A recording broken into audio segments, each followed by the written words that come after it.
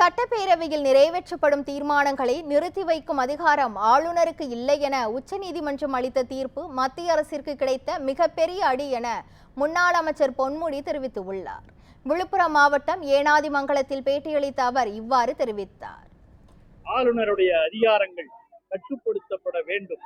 ஆளுநர் மட்டுமல்ல, ஆளுநர் குடியரசுத் தலைவருக்கு அனுப்பி குடியரசுத் தலைவர் ஒரு 14 வினாக்களை எழுப்பி உச்ச நீதிமன்றத்திற்கு அனுப்பியிருந்தார். அரசியல் அமர்வின் உத்தரவுப்படி 200-201 அரசியலமைப்பு சட்டத்தின்படி குடியரசுத் தலைவருக்கு மசோதாக்களுக்கு ஒப்புதல் வழங்க வேண்டும். வழங்கினோம், ரிஜெக்ட் பண்றதுக்குலாம் அவங்களுக்கு அதிகாரம் கிடையாது. அதே மாதிரிதான் நம்முடைய ஆளுநர் அவர்களும் இந்த உச்ச நீதிமன்றம் சொல்லி இருக்கிறது. ஆளுநருக்கு 3 வாய்ப்புகள் தான் உள்ளது. என்ன வாய்ப்பு? அசம்பிளில நான் சட்டமன்ற உறுப்பினரா 6வது முறையா இருக்கேன். இப்ப சட்டமன்ற உறுப்பினரா 6வது முறையா இருந்தாலும் எதிர்கட்சியில் இருந்திருக்கேன், ஆளுங்கட்சியில் இருந்திருக்கேன்.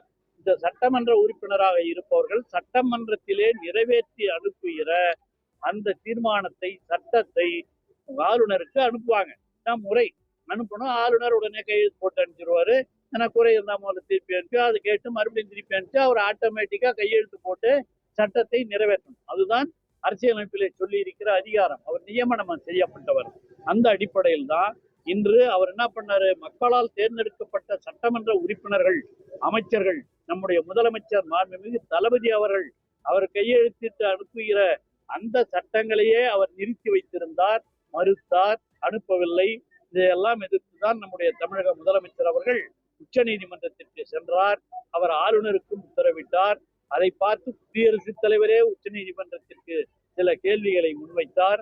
இன்று உச்ச நீதிமன்றம் வழங்கியிருக்கிற தீர்ப்பு இந்த ஜனநாயகத்தை, மக்களாட்சி தத்துவத்தை காப்பாற்றுவதற்காக